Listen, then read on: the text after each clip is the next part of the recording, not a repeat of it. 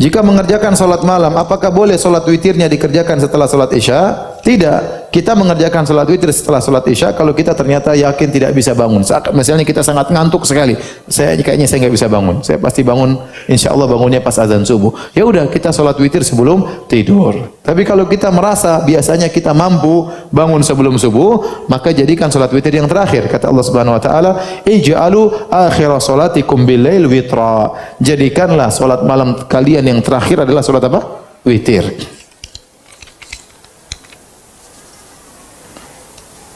Kapan waktu yang paling afdal untuk melaksanakan salat witir? Yang paling afdal salat witir salat malam sepertiga malam yang terakhir. Sepertiga malam yang terakhir, ya. Sekarang ini caranya mengetahui sepertiga malam yang terakhir, yaitu Anda harus tahu kapan azan maghrib dan kapan azan subuh, kemudian dibagi 3, kemudian hitung mundur sepertiga dari waktu salat subuh. Dan sekarang sepertiga malam terakhir itu dimulai dari jam 1 malam. Dari jam 1 malam.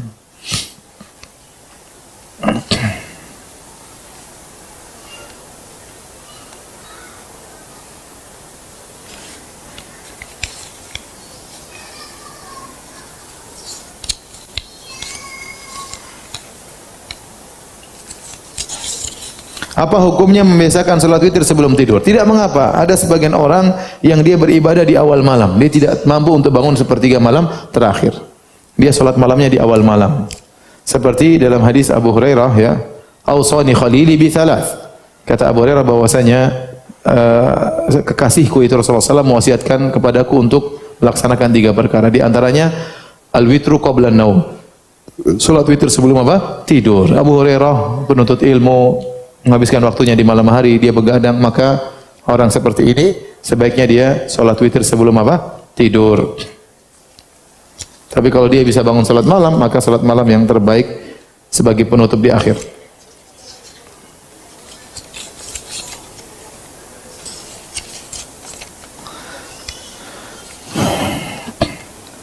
Ini sering ditanya berulang kali, apakah tahajud lebih baik salat bersama suami atau salat sendirian? Tadi jawabannya sudah, asalnya salat apa? Sendirian. Tetapi sesekali kita salat bersama anak dan istri tidak mengapa sesekali. Terutama dalam rangka mengajari mereka, memotivasi mereka untuk apa? Salat malam. Sesekali tidak mengapa. Sampai berapa rakaat salat malam tahajud dan bagaimana dengan salat istikharah? Kalau salat tahajud yang terbaik adalah 11 rakaat, ya, itu sudah include witir 11 rakaat, tetapi dengan yang panjang. Tetapi kalau ternyata kita tidak bisa baca panjang-panjang, hafalan cuma qul huwallahu ahad, qul a'udzu birabbil falaq, ya. Kalau 11 rakaat, berarti seperempat jam sudah selesai, ya. Oleh karena tidak mengapa memperbanyak rakaat. Dan ini pendapat jumhur ulama 4 mazhab, bahwasanya salat malam tidak ada jumlah batasan rakaat. Boleh 20 rakaat, boleh 30 rakaat, boleh 40 rakaat. Di zaman Imam Malik, Imam Darul Hijrah, imamnya kota Madinah, para kaum muslimin di kota Madinah salat 40 rakaat. Jadi, tetapi yang paling afdal sesuai sunnah 11 rakaat dengan salat yang panjang, ya. Tapi kalau tidak mampu, kalau cuma sedikit, maka kita memperbanyak rakaat supaya bisa dapat waktu yang panjang. Karena dalam salat malam yang Allah perhatikan di antaranya 2 hal. Waktunya Allah perhatikan. Makanya Allah mengatakan, "Qumil laila illa qalila nisfahu aw inqus minhu qalila aw zid 'alaihi wa ratilil qur'ana tartila." Salatlah malam engkau setengah malamnya atau kurangi sedikit atau tambah. Berarti yang menjadi patokan juga terkadang apa? Durasinya berapa lama, paham? Kemudian juga diperhatikan juga jumlah rakaat yang terbaik 11 rakaat. Kalau kita bisa menggabungkan 2 ini, 11 rakaat dengan durasi yang panjang, maka itu yang terbaik sesuai dengan sunnah Nabi sallallahu alaihi wasallam. Tapi kalau ternyata kita enggak bisa, ya, salat seperti Nabi panjang-panjang, maka kita boleh memperbanyak rakaat agar mendapatkan durasi yang panjang. Paham?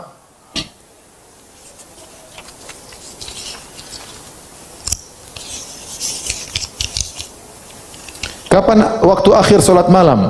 Waktu akhir salat malam azan subuh. Sebelum salat subuh masih tempatnya waktu untuk salat malam.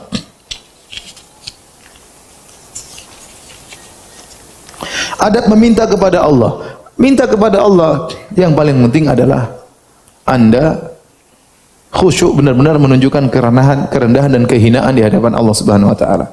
Dan sangat mudah minta kepada Allah. Ente mau minta kapan saja boleh. Tidak perlu bikin janji untuk meeting terlebih dahulu.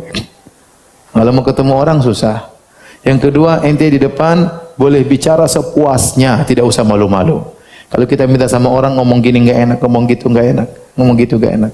Yang ketiga, ente ukapkan saja. Dengan berarti yang penting bahasa yang sopan, meskipun anda nggak pandai untuk nyusun kata-kata, nggak ada masalah. Jadi kalau ketemu dengan bos harus muqaddimah dulu, ini dulu, pilih setelah udah yang penting ente berdoa kepada Allah Subhanahu wa taala. Jangan lupa memuji Allah Subhanahu wa taala, mengakui kesalahan-kesalahan dan kekurangan, kemudian bersalawat kepada Nabi. Kalau sudah terkumpul tiga ini, insyaallah doa itu dikabulkan. Ya. Jadi memuji Allah, kedua mengakui kesalahan-kesalahan dan mengakui kerendahan, kehinaan kita. Kemudian bersalawat kepada Nabi, insyaallah doa kita dikabulkan. Ustaz, bolehkah kita meyakini bahwa kapal yang dibuat oleh Nabi Nuh adalah bahan kayunya berasal dari kayu jati dari Jawa?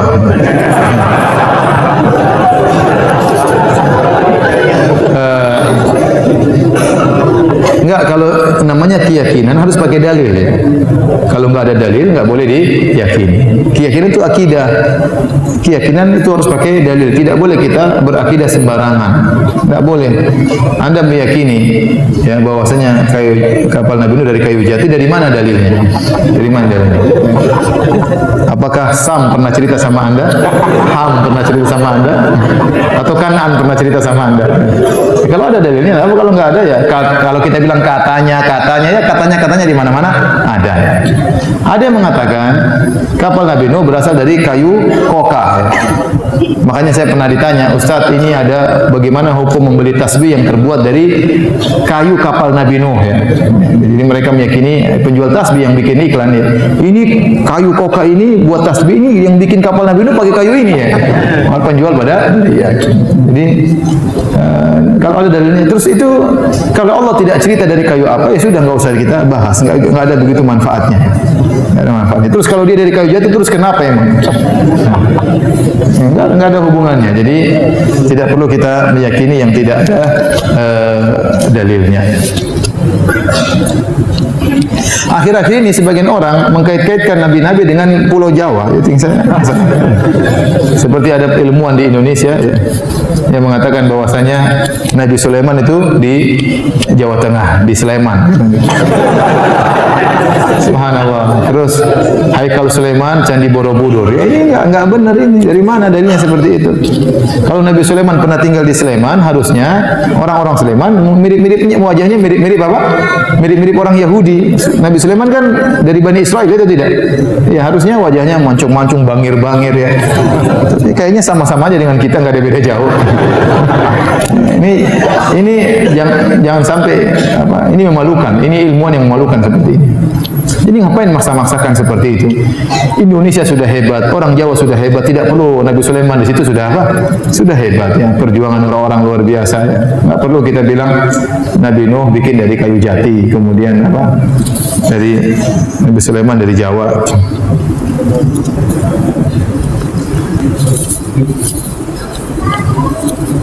Bagaimana hubungannya tauhid dengan wanita yang berbakti kepada suaminya dan anak yang berbakti kepada orang tuanya? Apakah ada hubungannya?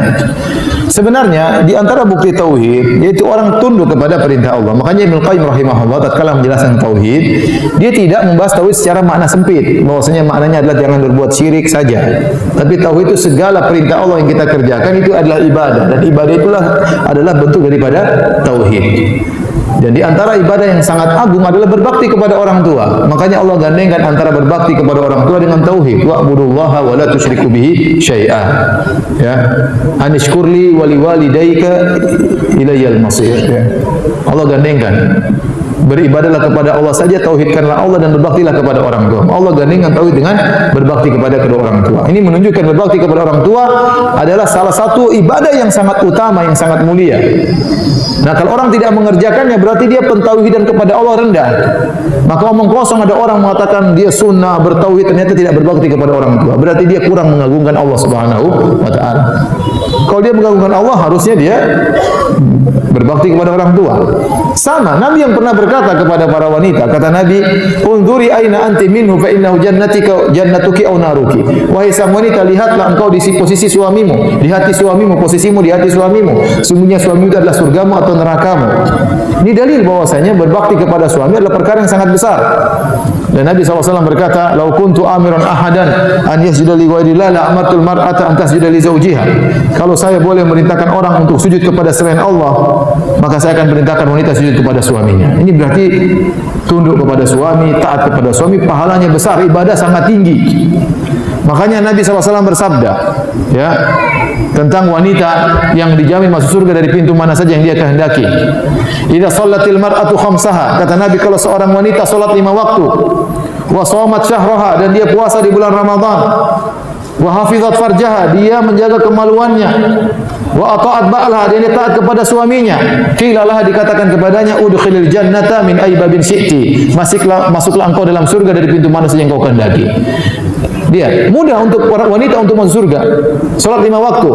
5 waktu tok, seandainya dia tidak salat sunnah, dia tidak salat rawatib, dia tidak salat qiyamul lail, dia tidak salat tahajud, dia tidak salat witir, dia tidak salat duha, bisa masuk surga dari pintu mana saja yang dia kehendaki. Apalagi kalau dia salat sunnah. Yang kedua, ya. Yang kedua, wasamat syahraha, dia puasa bulan Ramadan. Puasa sunnah Senin Kamis tidak pernah dia kerjakan, enggak ada masalah. Puasa Asyura tidak pernah dia kerjakan, puasa Arafah tidak pernah dia kerjakan, puasa 3 hari tiap bulan tidak pernah dia kerjakan, Ayamul Bid tidak pernah dia kerjakan. Tidak ada masalah. Yang penting dia penuhi lagi syarat ketiga. Syarat ketiga, wa hafizat farjaha, dia menjaga kemaluannya. Dia tidak berzina, dia tidak punya hubungan dengan laki-laki lain yang haram.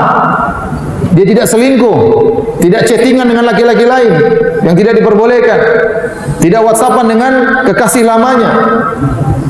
Ini banyak terjadi kasus seperti ini, mengerikan. Ya. Bukan 1-2 kasus saya dengar, sudah berulang-ulang kasus seperti ini. Ya. CLBK, cinta lama bersemi kembali. Cinta lama bubarkan keluarga. Cinta lama belum kelar. Ya. Cinta lama bawa korban, apa lagi? Ya, jadi akhirnya apa terjadi? Hubungan-hubungan relasi yang haram. Tidak boleh. Jaga kemaluannya hanya untuk suaminya. Yang keempat, wa ata'at ba'laha, dia taat kepada suaminya. Ini syarat yang berat. Taat kepada apa? Suami. Maka dikatakan kepada sang wanita, masuk surga dari mana pintu mana saja yang kau kehendaki. Apalagi ada seorang wanita salehah, jaga kemaluan, tidak punya relasi dengan lelaki lain, salat 5 waktu, salat sunnah dia kerjakan, puasa Ramadan dia kerjakan, puasa sunnah dia kerjakan, taat kepada suaminya, tidak pernah mengangkat suara depan suaminya. Ini surganya paling tinggi wanita seperti ini. Nah, ini hubungan erat antara taat kepada suami dengan tauhid. Ya, kalau ada orang ngaku bertauhid tapi sama suami bentak-bentak, ternyata punya hubungan sama laki-laki lain, ya ini tauhidnya nggak beres. Tauhidnya nggak beres.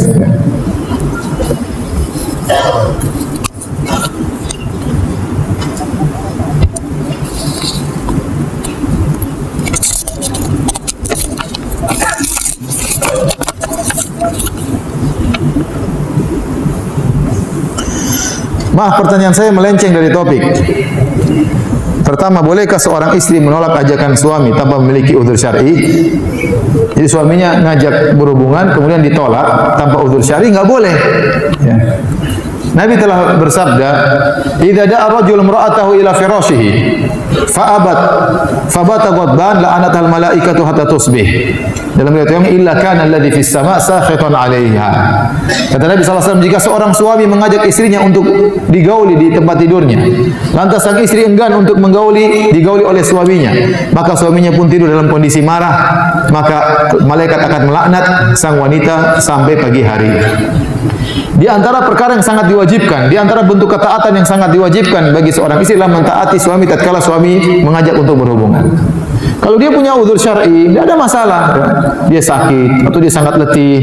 Ya, tapi kalau nggak ada uzur syar'i, hanya tidak berhasrat misalnya, ya dia ciptakan hasrat tersebut. Sampaikan suami, tolong rayu saya supaya saya bisa berhasrat. Bagaimana caranya? Tapi menolak tanpa uzur syar'i nggak boleh. Dilaknat, dosa besar. Dilaknat oleh malaikat. Makanya dalam hal ini Nabi sangat menekankan. Kata Nabi SAW, wa in kanat ala tanur, meskipun sang istri sedang bakar roti di tungku, kalau suaminya ngajak harus dia penuhi. meskipun roti tersebut hangus nggak ada masalah. Para ulama sebutin meskipun rotinya hangus, ini penjelasan para ulama, nggak ada masalah. Ya. Wa in kanat ala qatab, meskipun sang istri sedang berada di atas pelana onta mau berangkat, tiba-tiba suaminya ingin, maka turun dari ontanya, digauli dulu sama suaminya. Nanti belakangan. Ibarat kalau misalnya ada seorang wanita mau pergi ke pasar sudah pesan Gojek atau Grab atau yang lainnya, tahu-tahu suaminya berpikiran, sayang sini dulu, Grabnya suruh pergi bayar. Yang penting memenuhi syahwat suami. Apalagi zaman now ya, ibu-ibu sekalian rahmatillah subhanahu wa ta'ala. Sekarang syahwat di mana-mana beredar. Kalau dahulu di zaman Nabi dia mengatakan jika seorang lelaki kemudian terfitnah oleh seorang wanita, datangi istrinya. Itu padahal di zaman Nabi orang pada berjilbab, mungkin ada satu dua aja yang tidak pakai jilbab, kemudian kelihatan, tiba-tiba dia tergerak syahwatnya pergi kepada istrinya. Atau mungkin dilihat wanita pakai jilbab, meskipun jilbab dia tergoda wanita lain, pulang ketemu istrinya. Nabi suruh segera pulang ke rumah istrinya untuk melampiaskan syahwatnya. Mulai zaman sekarang semuanya kelihatan di mana-mana. Di mana-mana. Kita aja mau ngisi pengajian aja lihat-lihat dulu macam-macam. Ya. Apalagi kalau ngisi pengajian luar negeri. Coba, saya tuh berapa kali pergi ke Amsterdam. Mau Amsterdam, wah rusak dulu baru ngisi pengajian Amsterdam. Naik di atas pesawat sudah ketemu dengan berbagai macam model, ya. Kemudian turun di Amsterdam ketemu orang-orang wanita-wanita Eropa berbagai macam model. Meskipun saya bawa istri ya. Ini mau ngisi pengajian jadi kita maksiat dulu. Beneran. Ngisi di Melbourne, di Sydney sama. Mau ngisi pengajian maksiat dulu, naik ketemu ini, wah sudah repot. Tapi bagaimana lagi? Ya. Makanya harus ada istri yang saya bawa ya, kalau enggak repot. Harus ada istri yang saya bawa. Padahal istri saya cuma satu. Jadi, nah dalam kehidupan yang sekarang ini penuh fitnah, maka seorang wanita berusaha kalau suaminya lagi berhasrat segera melayani sang suami. Tidak harus dia berhasrat, dia tahu ini kewajibannya. Dia tahu dia dapat pahala. Kalau dia melayani suaminya, pahalanya besar di sisi Allah Subhanahu wa taala. Kenapa? Karena Nabi menekankan ini harus dikerjain. Ya. Kalau dia belum berhasrat, dia timbulkan hasrat pada dirinya ya, agar bisa melayani suaminya. Ya. Karena masalah hasrat ini tidak menerima penundaan. Kalau suami lapar masih bisa bertahan, tapi kalau hasrat, terus suaminya nggak mau, istrinya nggak mau, ya, repot. Dia mau kemana coba? Apalagi istrinya cuma satu. Ya, makanya kata Allah Subhanahu wa taala, nisaukum harthul lakum fa'tu harthakum anna syi'tum. Kata Allah, istri-istri kalian sawaladang bagi kalian. Datangilah sawaladang kalian kapan saja kalian kehendaki. Ibnu Abbas mengatakan lailan aw nahar, kapan saja, mau siang hari mau pagi hari terserah. Dan syahwat seorang laki terkadang bergejolak tanpa dia sadari. Terkadang jam 1 malam tiba-tiba dia syahwat, terkadang jam 2:30 siang dia bersyahwat, terkadang pas adzan subuh dia syahwat, terkadang pas adzan asar dia syahwat. Kita enggak tahu, tiba-tiba laki tersebut tergerak syahwatnya. Dia tahu-tahu buka HP lihat cewek di situ, kadang-kadang ada iklan, ya. Saya berapa kali mau buka iklan solat, ini saya punya program solat, padahal saya sudah bayar loh, bukan gratisan di iPhone. Ini saya buka iklan cewek, ini mau lihat waktu solat aja, lihat cewek joget-joget dulu. Ya Allah, saya bilang ya sebagaimana, ya. Alhamdulillah saya punya istri. Jadi kasihan ini kalau suaminya kemudian tidak dipenuhi hasratnya. Ya kerjasama antara suami, bukan suami juga hanya ingin memenuhi hasrat, tidak memperhatikan perasaan istri, tidak dirayu terlebih dahulu, tidak ditimbulkan hanya sekedar ingin melampiaskan hajat kemudian pulang. Ini juga enggak benar. Ya, harus saling bantu membantu dalam hal ini ya, antara suami dengan istri. Jadi nasihat saya ya, seorang istri berusaha melayani suaminya. Kecuali ada udzur syar'i, sakit atau apa, sangat letih, itu lain ceritanya. Sahkah puasa sunnah seorang istri tanpa minta izin dari suami? Harus minta izin. Itulah diantara sampai perkara masalah ini, wanita kalau keluar rumah harus minta izin sama suami. Kenapa? Suami tiba-tiba punya hasrat, kapan saja dia harus ada di rumah. Makanya istri kalau keluar rumah minta izin sama suami. Merupakan hak suami, istri tinggal di rumah, nggak boleh keluar. Itu hak suami.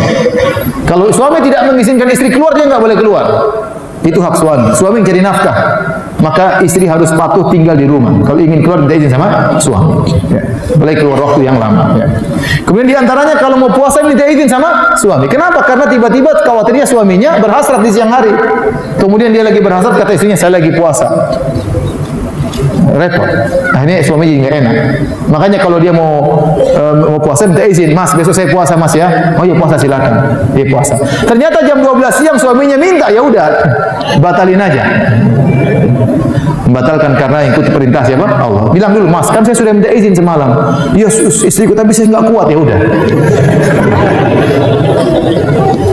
Jadi ini perkara penting, bukan main-main. Masalah ini masalah penting ditekankan oleh Nabi Shallallahu Alaihi Wasallam.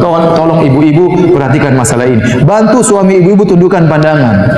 Di antara tujuan pernikahan adalah aghaddu lil basar, lebih mudah menundukkan pandangan. Ibu-ibu tolong perhatikan dirinya. Tolong hiasi dirinya untuk di hadapan suami. Ya. Bersih-bersih, jangan sampai bau ketek di hadapan suami. Ya. Mandi yang bersih, ya. Tempat tidur dirapikan, jangan sampai ada bunyi tikus di situ, bunyi kecoak di situ, jangan. Ya. Biar suami tentram di rumah, bagaimana caranya? Kalau perlu olahraga, kalau perlu fitness, supaya menyenangkan apa? Suami. Karena saingan di luar banyak sekali. Bayangkan suami kerja ke kantor, ketemu perempuan di kantor. Kira-kira perempuan di kantor waktu pergi ngantor pakai baju seadanya? Tidak, dia akan berhias seindah-indahnya. Dia akan menor-menor cantik, harum, kemudian baju seksi pergi ke kantor. Nah, suami kita lihat perempuan seperti di kantor. Pulang ke rumah ketemu istri, bau pipis, ya. Bau bawang, ya. Bau ketek, belum sikat gigi, repot. Repot. Ustaz, tapi gimana mau ke salon? Enggak perlu salon mahal-mahal, salon murah juga enggak apa-apa. Ya, yang penting bersih-bersih, tidak perlu biaya banyak. Yang penting bisa bersih-bersih, ya, menjaga keharuman tubuh. Kalau suami datang pakai parfum banyak-banyak supaya suami senang, enggak ada masalah. Bagaimana pendapat Ustaz tentang film yang dibuat oleh orang barat? Yaitu film Nabi Nuh. Saya enggak tahu, saya enggak pernah nonton. Saya enggak tahu. Allah alam. Tapi ya, apa sumber mereka? Tentu ceritanya itu tidak bisa kita benarkan. Sumber mereka pasti bukan Al-Quran dan Sunnah. Ceritanya, ini pasti cerita dari sumber mereka. Ditambah-tambahin supaya terkesan lebih lebih dramatis dan lain-lainnya. Tidak usah dipercaya.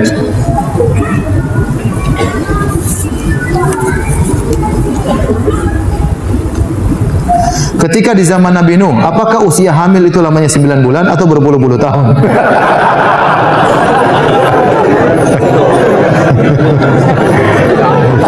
Allah alam, saya nggak tahu. Terus kalau ente tahu buat apa juga?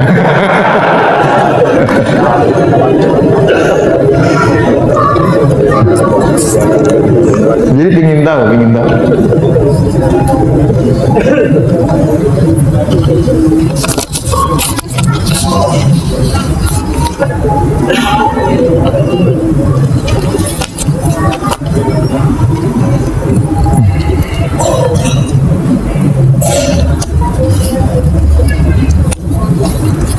Ustadz, anak ingin berpoligami. Ini mewakili banyak orang. Ya? Tapi istri anak melarang. Ini juga mewakili banyak orang. Padahal istri saya sudah ngaji sunnah. Mohon nasihatnya. Ya bersabar.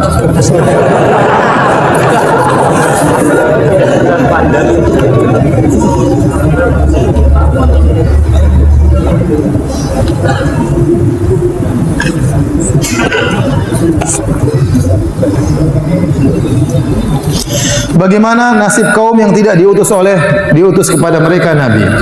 Kaum yang tidak diutus kepada mereka Nabi atau tidak sampai dakwah kepada mereka sama sekali, Allah berfirman, "Wa ma kunna mu'adzibina hatta naba'atha rasula." Kami tidak akan mengadab satu kaum sampai kami mengutus seorang rasul kepada mereka, atau yang mewakili rasul seperti para dai, atau tulisan-tulisan buku-buku yang membawa dakwah para rasul. Kalau ternyata ada satu kaum yang sama sekali tidak ada dakwah sampai kepada mereka, tidak ada ustaz sampai kepada mereka, tidak ada berita Islam sampai kepada mereka, maka urusan mereka diserahkan kepada Allah. Maka nanti di akhirat Allah akan bangkitkan mereka dan Allah akan uji mereka dengan cara Allah Subhanahu wa taala. Sebagaimana datang dalam hadis, ada seorang yang buta dan tuli dan bisu, ya bagaimana dia mau didakwahi? Dia nggak bisa ngomong, dia nggak bisa dengar. Terus ente dakwahi gimana? Bagaimana dia menjelaskan sama dia? Dia nggak ngerti mau dijelaskan. Ya. Orang ini dapat uzur, nanti di hari kiamat dia akan diuji dengan ujian dari Allah Subhanahu wa taala. Ustaz, dalam dakwanya Nabi Nuh banyak halangannya. Demikian juga dakwah sunnah di sini. Ada dakwah sunnah yang kerjaannya menjelekkan ustaz sunnah yang lain karena tidak sepaham dengan mahaman mereka. Hobinya mentahdir, enggak kasih salam, kalau ketemu wajahnya mencu. Apa itu mencu? Mencu itu apa? Hah? Gini. Mencucu dan enggak kasih salam. Ya sabar, ente belajar dakwah kisah Nabi Nuh supaya apa? Bersabar. Apalagi saudara-saudara kita yang sudah paham sunnah gituin kita, ya udahlah, doain aja semoga dia dapat apa? Hidayah. Enggak usah ente mencu juga sama dia, enggak usah. Ya udah kasih salam ya sudah, enggak apa-apa. Enggak apa-apa, sudah sabar. Enggak usah ikut-ikutan ya. Waktu kita cuma sebentar, hidup kita cuma sebentar ya. Kita mikirin orang seperti itu hanya kebahagiaan kita bisa terganggu ya. Masih banyak urusan kita yang bermanfaat, ngurusi anak, ngurusi istri. Kalau tidak mau didakwahi masih banyak orang yang mau didakwahi ya. Jangan terlalu pedulikan, jangan terlalu digubris ya. Dakwah jalan terus. Baik, demikian saja kajian kita yang saya sampaikan pada kesempatan ini, kurang lebih saya mohon maaf. Yang benar dari Allah Subhanahu wa taala, yang saya pribadi saya sendiri, semoga Allah mengampuni dosa-dosa kita. Kita tutup kafaratul majelis. Subhanallahi wa bihamdihi asyhadu an la ilaha illa anta astaghfiruka wa atubu ilaik. Assalamualaikum warahmatullahi wabarakatuh.